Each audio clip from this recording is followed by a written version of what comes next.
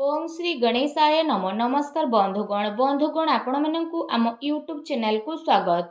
बंधुगण आजिर ए भिडियो रे आमे आपण मानकु कहबा पई जाउछु आगामी 3 दिनर स्थिति आपणकर किपरि रहिबो, केउ प्रकार ए आगामी 3 दिन को आपण प्लानिंग करिवे, ता सहित जदि आमे आपण मानकु कहबु केउ सब क्षेत्र रे आपणकु फायदा हेबो, केउ सब जिनिस रे आपणकु विशेष रूप रे सावधानता अवलंबन करबाकू पड़िबो, आपणकर लव लाइफ किपरि रहिबो, क्यारियर किपरि रहिबो, बिजनेस आउ व्यापार किपरि रहिबो एवं ता सहित स्वास्थ्यर मध्य महत्वपूर्ण इनफॉरमेशन आमे आपण मानकु देबु।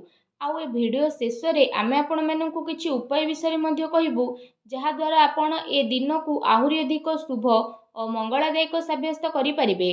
तेणु आगो को वीडियो आरंभ करबा पूर्व आमर आपण मानकु रिक्वेस्ट कि जदि आपण आमर ए चैनल ले नुआ आछंती तो चैनल को सब्सक्राइब करंतु एवं सांगरे नोटिफिकेशन बेल को मध्य ऑन करंतु, जहा द्वारा समय समय रे सो अपलोड हेउतबा नुआ नुआ वीडियो रो नोटिफिकेशन आपण को मिलिबो। आसंतु जानिबा किपरि रहइबो ए आगामी 3 दिन आपणक पई विशेष भाबरे। जदि आमे आपण मानकु विशेष रूप रे कहबु, सबुठारु प्रथमे कहबु कि कोन आपणक पई ए 3 दिन रे पॉजिटिव रहबा पई जाउछि। जदि कहबा तो फ्रेंड्स, ए दिन रे प्रकृति आपणकु भरपूर साथ प्रदान करिबो। कौनसी लाभदायक एवं महत्वपूर्ण समाचार मिलिबा कारणरू आपण निजे निजकु आत्मबल एवं भावनात्मक रूप रे बहुत अधिक सशक्त अनुभव करिवे। अटकी थिबा कार्य को पूरा करिबा पई मध्य आपण पूरा परिश्रम करिवे। ए दिन आपणक पई बहुत ही लाभदायक दिन साब्यस्त हेबाकू जाउछि। ए दिन रे कौनसी महत्वपूर्ण समाचार आपणको अवश्य मिलिबो। आर्थिक समस्या सुधुरिबो। अटकी थिबा कौनसी जमी बाड़ी संबंधित कार्य रे आपणको सफलता मिलिबार जोग मध्य बनुछि। एहा द्वारा पुराणा मित्रंको द्वारा साक्षात हेबा कारणरू मन बहुत प्रसन्न रहिबो। सुख सुविधा भली जिनिस को आपण किणा किणी करिके निजर टाइम को स्पेंड करिवे। निजर प्रतिभा आ क्षमता को बुझंतु। यह द्वारा आपणक व्यक्तित्व रे आहुरी अधिक निखार देखिबाकू मिलिबो तथा समाज रे आपणकर छवि मध्य बढ़िबो। ए दिन आपणकर व्यस्तपूर्ण रहिबो, कामर अधिक बोझ रहिबो, किंतु सफलता मिलिबा द्वारा थकापण आपणको हेबो नाही एवं उत्साह मध्य आपणकर बनिकी रहिबो। घरे बंधु को आगमन द्वारा मौज मजलिस रे टाइम को स्पेंड करिवे। निजर योजना को सफल बनेकी रखिबा पई ए दिन आपणको पई बहुत ही उत्तम रहिबो। काफी लंबा टाइम रु चली आसुथुबा कौनसी प्रॉब्लम रु आपणको मुक्ति मध्य मिली जिवो, जहा पई आपण निजे निजकु चिंता मुक्त विशेष रूप रे अनुभव करिवे एवं आर्थिक मामला रे ठोस एवं महत्वपूर्ण निर्णय आपणक पई लाभदायक सिद्ध हेबो। समस्तंकर चाल आपणक सपक्षरे रहइबो एवं एहार आपण भरपूर उपयोग मध्य करिवे। आपणक भितरे कार्य प्रणाली कारणरू आपण समस्तंक प्रशंसार मध्य पात्र होई जिवो, किंतु कौनसी भी कार्य बा योजना पूर्वरु रूपरेखा अवश्य बनंतु। एहा आपणक पई बहुत ही भल रहिबो। अनेक प्रकारर सफलता ए दिन रे आपणकु अवश्य ही प्राप्त हेबाकू जाउछि। ता सहित आसंतु जानिबा आपणक पई कोन ए दिन रे नेगेटिव रहिबो। निजर क्रोध एवं तरतर भली जेपरि स्वभाव रे आपण नियंत्रण रखंतु। कौनसी संबंधित बा पड़ोसी सहित वाद विवाद भली स्थिति आपणकर उत्पन्न हेबो। उचित हेबो कि निजर कार्य उपरे आपण ध्यान दियंतु। अन्यर अजथा कथा को नजर अंदाज करंतु। मन रे किछि भूल बुझामणा बा आशंका हेबार विशेष रूप रे संभावना रहिछि। निजर स्वभाव रे नियंत्रण रखंतु, कारण केबे केबे आपणकर क्रोधपूर्ण बाणी अन्य को आहत मध्य करि पारे। एहा सह संबंध रे मध्य आपणकर कटुता आसे। आय संसाधन रे आपणकर कमी आसीबो, किंतु खर्च मध्य आपणकर बढ़िबो। सेथिपाई निज बजेट अनुसार खर्च करंतु। किछि अस्वस्थता मध्य आपण अनुभव करिवे, किंतु आपणकर कॉन्फिडेंस आपणकु एक्टिव बनेकी रखिबो। एहा सहित जदि कहिबा अन्य कारणरू कौनसी प्रकारर धन हानि मध्य आपणकर होई पारे। भाई भौणी सहित निजर संबंध को खराब ना हेबाकू दियंतु नाही। एहा द्वारा अकारण रे ही आपणकर चिंता उत्पन्न हेबो।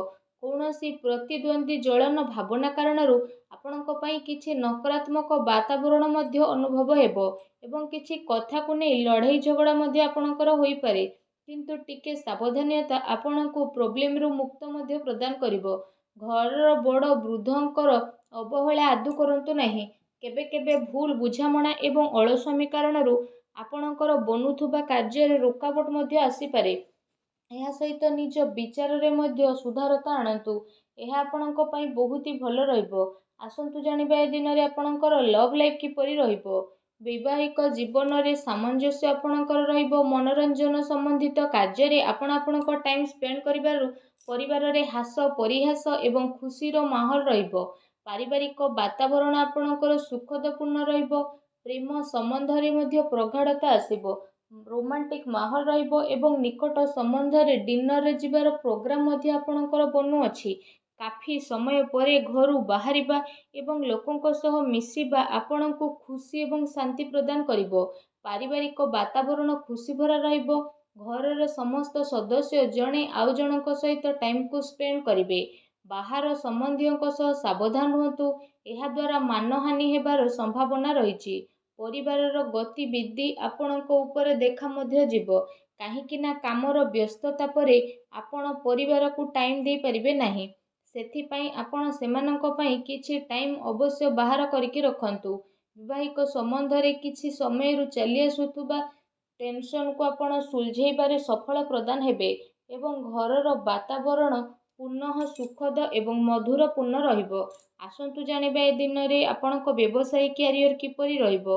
ଏ ଦିନରେ ବ୍ୟବସାୟରେ ପ୍ରଡକ୍ସନ ସମ୍ବନ୍ଧିତ କାର୍ଯ୍ୟରେ କମି ଆସିବା କାରଣରୁ ଚିନ୍ତା ରହିବ, କିନ୍ତୁ ଆପଣଙ୍କର ପେମେଣ୍ଟ ଆସିବା ଦ୍ୱାରା ଆର୍ଥିକ ସ୍ଥିତି ଆପଣଙ୍କର ମଜବୁତ ରହିବ। ସେଥିପାଇଁ ବେଶୀ ଟେନସନ ନେବାର ଆବଶ୍ୟକତା ନାହିଁ। ଉଚ୍ଚ ଅଧିକାରୀଙ୍କ ସହଯୋଗ ଆପଣଙ୍କୁ ଆପଣଙ୍କ କାର୍ଯ୍ୟରେ ସଫଳତା ପ୍ରଦାନ କରିବ। ତା ସହିତ କୌଣସି ବଡ଼ ଧରଣର ଅର୍ଡର ମିଳିବାର ମଧ୍ୟ ଯୋଗ ବନୁଛି। ସରକାରୀ ସେବାୟତ ବ୍ୟକ୍ତିଙ୍କ ଉପରେ କାର୍ଯ୍ୟର ଅଧିକ ବୋଝ ମଧ୍ୟ ଆପଣଙ୍କ ଉପରେ ରହିବ। କାର୍ଯ୍ୟ କ୍ଷେତ୍ରରେ କୌଣସି ନିର୍ଣ୍ଣୟ ଏକା ନିଅନ୍ତୁ ନାହିଁ। ଟିମ୍ ୱାର୍କ ବନେଇକି ଆପଣ ସବୁବେଳେ କାମ କରନ୍ତୁ। ଏହାଦ୍ୱାରା ବ୍ୟବସ୍ଥା ଉତ୍ତମ ବନିକି ରହିବ।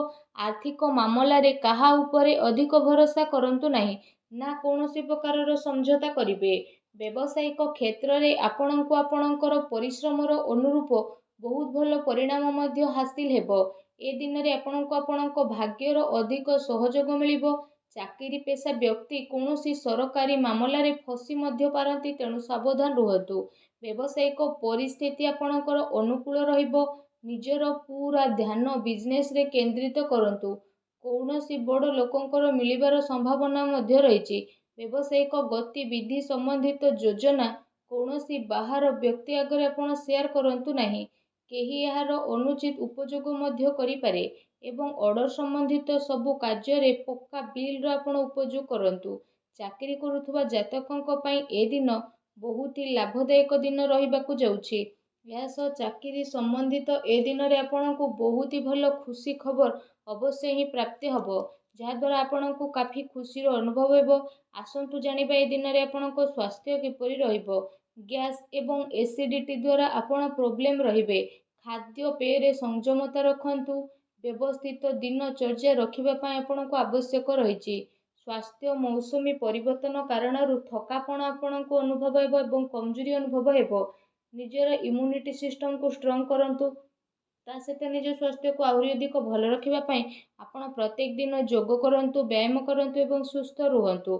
ଆସନ୍ତୁ ଜାଣିବା ଆଜି ଆପଣଙ୍କ ପାଇଁ କ'ଣ ବିଶେଷ ଉପାୟ ରହିଛି। ଏ ଦିନରେ ଆପଣ ବିଶେଷ ରୂପରେ ସ୍ନାନ ଆଦି କରିସାରିବା ପରେ ନିଜର ଶ୍ରଦ୍ଧା ଅନୁସାରେ, ନିଜ ସାମର୍ଥ୍ୟ ଅନୁସାରେ ସବୁଜ ମୁଗର ଦାନ ଭଗବାନ ଶ୍ରୀ ଗଣେଶଙ୍କୁ ସ୍ମରଣ କରିକି କରନ୍ତୁ। ଏପରି କରିବା ଦ୍ୱାରା ଭଗବାନ ଶ୍ରୀ ଗଣେଶଙ୍କ କୃପା ପ୍ରାପ୍ତ ହେବ ଏବଂ ଆପଣଙ୍କ ଜୀବନର ସବୁ ଦୁଃଖ କଷ୍ଟ ଦୂର ହେବ, ସବୁ ବାଧାବିଘ୍ନ ମଧ୍ୟ ଦୂରେଇ ଯିବ। ଆଶା କରୁଛି ଆଜିର ଭିଡ଼ିଓଟି ଆପଣଙ୍କୁ ଭଲ ଲାଗିଥିବ। ଭିଡ଼ିଓଟି ଭଲ ଲାଗିଥିଲେ ଭିଡ଼ିଓଟିକୁ ଲାଇକ୍ କରନ୍ତୁ। ଆଉ ଯଦି ଚ୍ୟାନେଲରେ ନୂଆ ଆସିଛନ୍ତି ତ ଚ୍ୟାନେଲକୁ ସବସ୍କ୍ରାଇବ୍ ମଧ୍ୟ କରନ୍ତୁ। ଧନ୍ୟବାଦ।